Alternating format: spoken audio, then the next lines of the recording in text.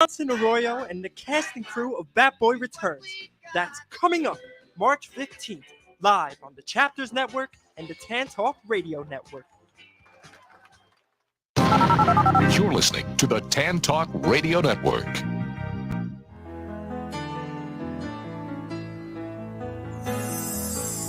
Once in your life, you find her, someone who turns your heart around, and next thing you know, you're closing down the town. That you can do is fall in love. Good evening, I'm Jill Martin. My guest tonight is the infamous Ray Negron. You all know his story of 50 years with the New York Yankees. The play Bat Boy Returns is his story. Ray will be sharing the mic this evening with the very humble Gus Guadagnino, founder of the Veterans Heat Factory. Bat Boy Returns supports our veterans who have PTSD. It's an honor to have you both on my show. Welcome, Ray. Welcome, Gus. Thank you so much for being here. So, Ray, you're celebrating 50 years in baseball. How does it feel? Happy, sad, all of the above. To do this show with you is hard for me, because we both loved our guy. That's for sure, huh? And yes. No one will ever know the true greatness of who he was as a man and the fact that he helped me grow up, because I wouldn't be here today without him. So. Well, thank you. And I thank you for being on the show. You spent quality time with Mr. Steinbrenner, Thurman, Reggie, and yes, our Billy. What was that like? It was all in one. It was difficult, but I honestly believe that we are all messengers. And at the time I was on an assignment per se, whether I knew it or not, whether I wanted to accept it or not. But Bill, what people didn't understand was that I knew Billy before I knew Reggie. And so I was there for him in any way possible at that time, in such an informative time of my life, per se. And then Reggie got there. And when Reggie got there, he spoke Spanish. A lot of the guys weren't tight with him. So he, in essence, I ended up becoming like his little brother, per se. And one time, Billy Martin says to me, as we were walking out of the stadium, he says, you've gotten very close to the big guy, haven't you? And I said, I got nervous. If you knew Billy, you understand why. And I said, do you not want me to be his friend? And then he stopped, looked at me, and he said, if I find out that you stop being his friend because of me, then me and you can't no longer be friends, because I've seen how he is with you. And he said, I can't stand the what. However, he's good to you. And you know what? It helps our team. So let me ask you a direct question. Do you think Billy was a racist? Billy Martin, let me put it to you this way. One time I was sitting with him and George Steinbrenner, and because of the time and what I was going through personally, because I was being picked on by certain people, and I said in front of Mr. Steinbrenner and Billy, I said, I wish I was white so that things like this wouldn't happen to me.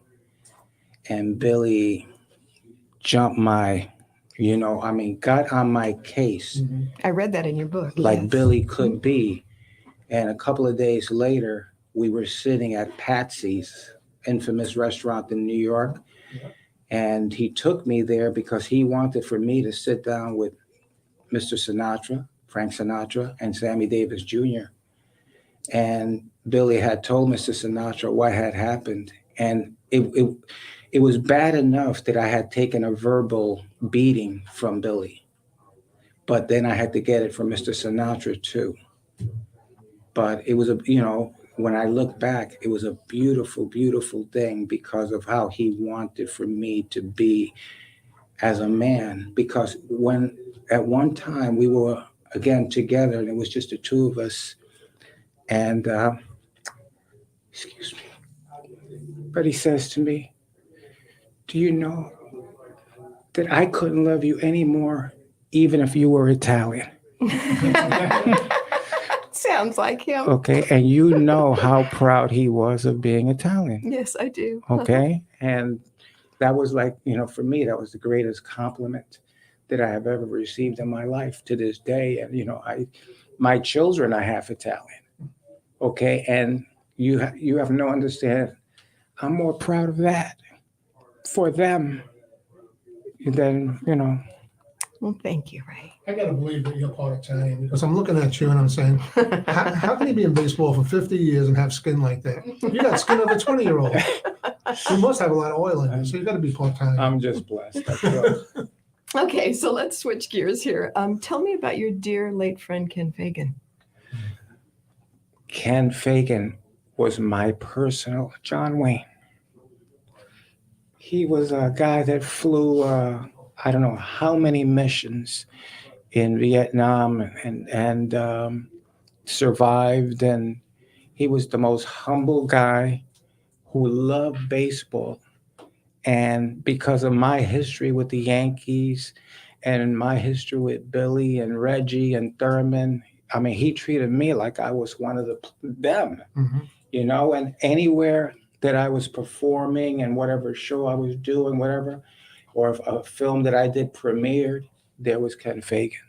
He was a friend, a true friend. So, Gus, how did he connect you with Heat? Ken? Yes. Ken I knew Ken way before the Heat. He had a framing business, and he did a lot of sports memorabilia and stuff like that, and it tied into one of my business that I had. And when I started the Heat, he was there almost every day, even to the last days of his life. He came in a wheelchair, and he was just one of these beautiful souls that just wanted to do for. There's something about veterans that they just have to do for others. But he was very unique. Even when we saw him at the ball field, it was like we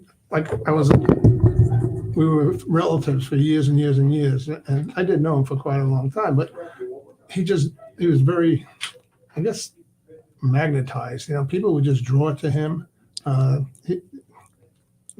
And how did It's hard to say what. Yeah, he's just one of the great people that you'll ever meet. Yeah. How did he connect you with Heat, Gus? He didn't connect me with Heat. Oh, I'm sorry. No. I thought that. No, he once he knew that I was doing something for veterans, he says, Supported like an animal. I'm all on board. He was an animal. Do you know that I have all the men in my family were have a background of military service, and my late husband Billy was in the service twice. So I'm very proud of that. Yes. And I think that if someone is willing to go somewhere to protect me, then I think that this country should do everything they can to help them and to get on with their lives, the things that they see, the horrible things that they see, and come back here and have to start again. It's an amazing thing that you do. It's a shame that the government that sends them over and puts them into a mindset of flight or freeze. When they get back here, they don't get You're anything. absolutely It's correct. We sickening. need to do more for our veterans every day, especially in our world Oh today. yeah. And you know what? PTSD. I've done quite a bit of fundraising for different organizations. Never ever did I have such a hard time raising funds for an operation like I do with veterans with PTSD. We work with first responders too, but I think it's because it's not visual. You can't see a veteran that missed a leg or a baby that's crying or a cleft. There's nothing visual, and most of the people. It's all inside. Yeah, yes. most of the people that have PTSD hide it, and that's part of the problem is that they don't go out, they don't socialize, and so you don't see it. But last year, over 8,000 veterans killed themselves. That's awful. PTSD. That's just awful. And they're starting to admit that it's more than 8,000 because there's a lot of people that, be driving a car on a beautiful day and for no reason crash into a tree and die from that. That's suicide, and they just don't contribute it. It's unfortunate, and this is not my opinion, this is the opinion of a lot of veterans, is that the VA do statistics, and they know that a certain amount of people are going to naturally die before. So the more they wait, the less they got to care for. It's a horrible thing for a veteran that put their life on the line, injured themselves. They got to think that way, that the people that they fought for are turning their backs on them.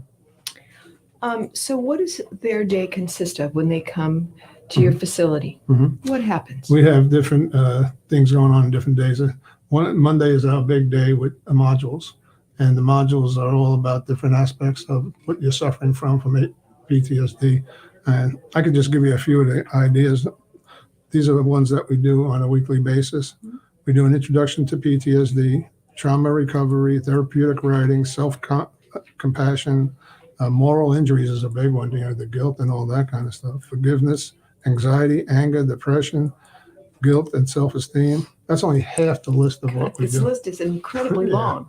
And then we have a gym where they can work out. There's a lot to be said about physically working out and get that oxygen into the brain and all that. The endorphins. Yes. And then we do different, we do art therapy, writing therapy, because it's good to let it out. And then we have one-on-one. Then we have group therapy.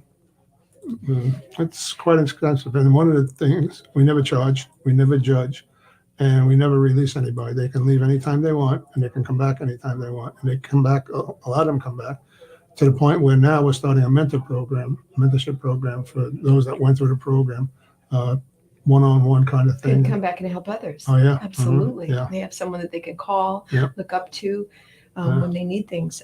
I see here also that you help manage relationships. Yes, the Marriages relationship. as well? Yes, Uh-huh. we do husbands and wives, and we do children too. Which It goes right through the family. Yes, it certainly does.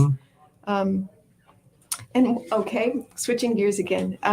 What are your thoughts of Ray's 50 years in baseball? I think it's fantastic. It's a dream come true for you. I cannot imagine somebody, even a parent. I don't know if they would take that much energy that Steinbrenner took in you from the story that I have read. And you got to have a good soul too. You couldn't have been a rotten apple, because I have a lot of friends that have the same values as me and my wife and all that, but their child is just, and they just can't reach him. But you're a superstar in your own right. No, thank you. I agree to that. I just, again, if at that time, for someone like a George Steinbrenner to give me his all, make me feel like I was somebody. Don't you think he truly had a heart of gold, though, right? From the core. Well, the thing about it was that the beautiful thing about it was the aspect of I saw the growth, because he started with me. In my house, there were 6 boys. And of the 6 boys, I'm the only one that didn't go to prison. Of the 6 boys, I'm the only one that's alive today. Wow. And the distraction that I had, the distraction called baseball, called Yankee, called George Steinbrenner, called Billy Martin. If you understood the magnitude of who Billy Martin was in New York, He could have run for mayor. Absolutely. Absolutely. And, you learn the aspect of the egos of New York, because in 1976, Billy owned the city by himself. And then Reggie Jackson comes over, and Billy would have shared the city.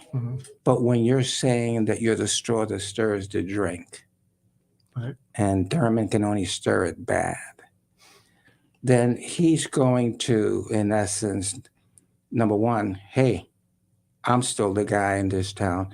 But number 2, don't knock my captain, my player, my guy. You understand? And that's the aspect of what hurt Billy per se. People didn't understand all the stuff that was going on. Anybody that says Billy Martin was a racist is ignorant. Ignorant to a fault.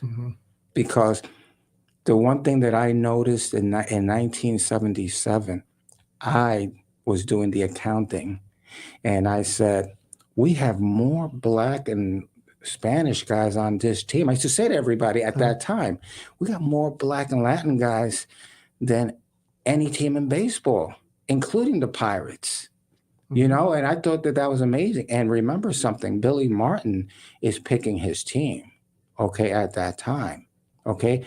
I want this guy, I want that guy, I want, what do you call, I mean, if you see the players that were on our bench, you would understand why they were picked, because you go back a couple of years and like whether it was Paul Blair or Carlos May or whoever it was. So, I mean, there was a reason why Billy picked those guys.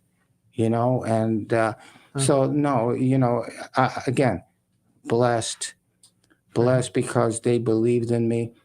You know how I first met Billy Martin? How? He was the manager of the Texas Rangers, and I'm standing at shortstop because I used to like to practice with the team. And when the Yankees got off the field, I would stay on the field, and the other bat boys, would do my errands, because they knew that I was serious about playing the game.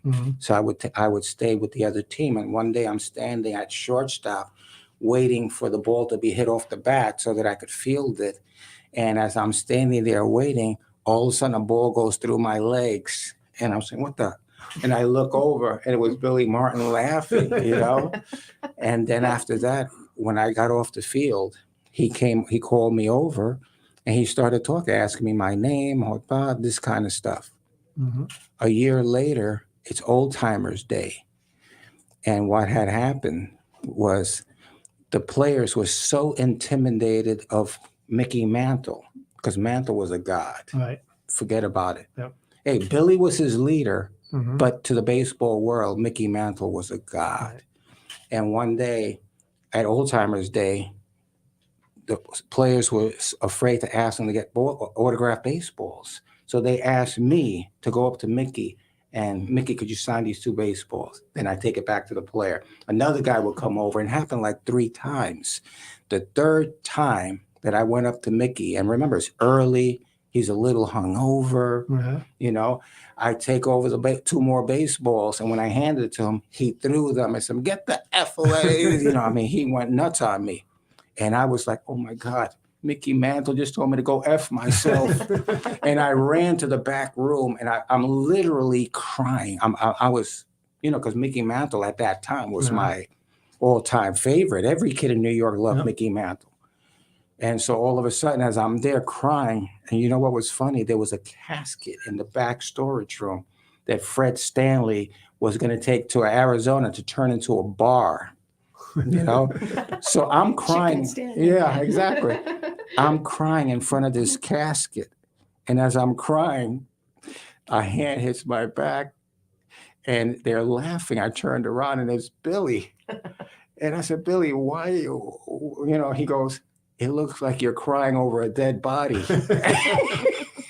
And then he said, let's go. And I said, where we going? He says, you're going to say sorry to Mick. And I said, but I didn't do anything. Listen, he'll understand why. Let's go. And I went back.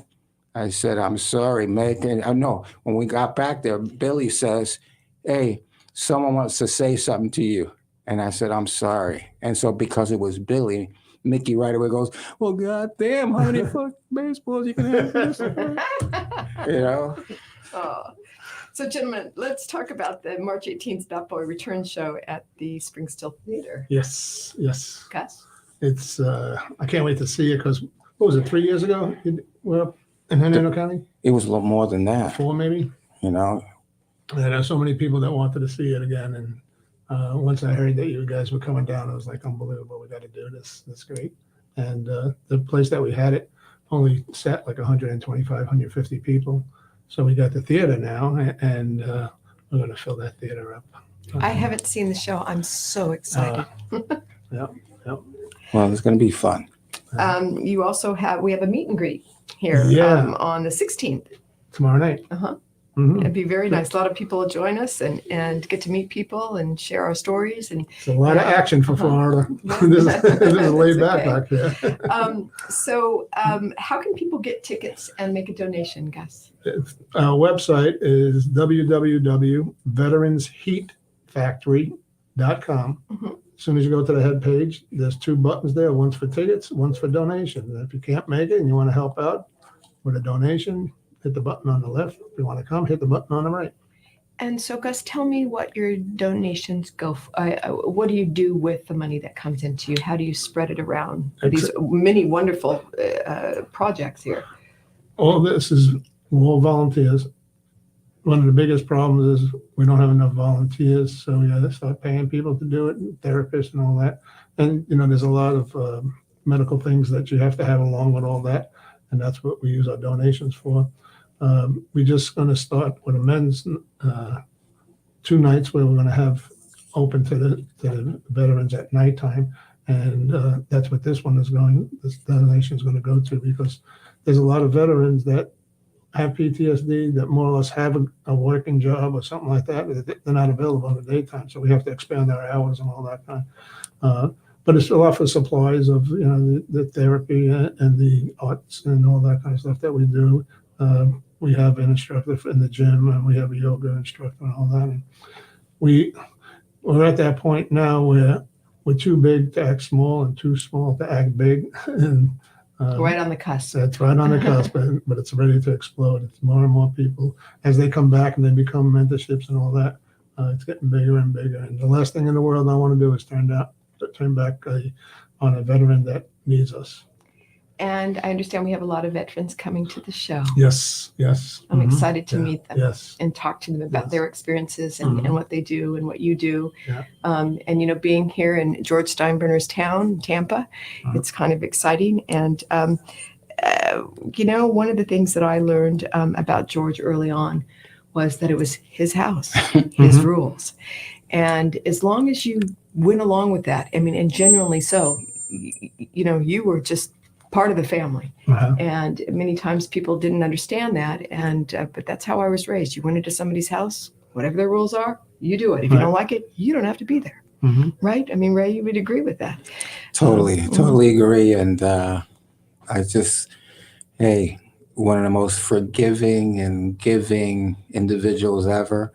And his relationship with your husband taught me, if it wasn't for that relationship, there would never have been a Doc Gooden and Darryl Strawberry in 1996. I read that in your book. Yes, okay? I did. I remember that was the key. Okay, and the aspect of how he loved Billy Martin. Well, I have to tell you, I will never forget what he has done for myself, our family, what he did when Billy passed. And he's just a very wonderful man, and he's very missed. And let me say that, I visited your husband's grave, and I love the monument that's there. Thank you. It's just beautiful. And the monument company down the street is who took care of that for us. Well, they did a wonderful job, and you did a great job, and the boss did a great job, Well, thank you. Well, we look forward to the show, you guys. Can't wait. And we hope that a lot of people come, and we think that they're going to. And I look forward to meeting the veterans. And I really look forward to seeing this play that I've heard so much about for so many years. And I think tomorrow night's going to be a big party, too. There we go. We'll have a good time, meet and greet. You never know what you're going to get with each show. Each show is a little different, but we have a lot of fun with it. And at the same time, it's the aspect of honoring those guys. For sure. If we got a minute, a quick sad story is that Mickey Mantle could have made me a millionaire if I had any kind of wisdom. My father worked for a company. Upstairs from him was Topps Chewing Gum, where they made 5 baseball cards and a piece of gum, and they used to sell it at that time for 5 cents. Well, they used to give my father a lot of packages. He brought them home to me. I was king of Brooklyn because I had all these Mickey Mantle cards, and everybody was putting them on the bike with the clothespin. Yeah. Well, they just sold the big one, didn't they? For all that, can you imagine? I saw that. Yeah, unbelievable. Unbelievable. Yeah. Well, thank you guys for being on the show. Oh, thank you so we much. have a great week ahead of you. Thank you. Ray, for your lovely thoughts. Thank you. And Gus, for all your love and integrity and kindness. Thank you so much for being here. All right. I hope you guys come back. Talk to me again. No, definitely. All righty. And you're doing a great job. Thank you, Ray. Someone who turns your heart around, and next thing you know, you're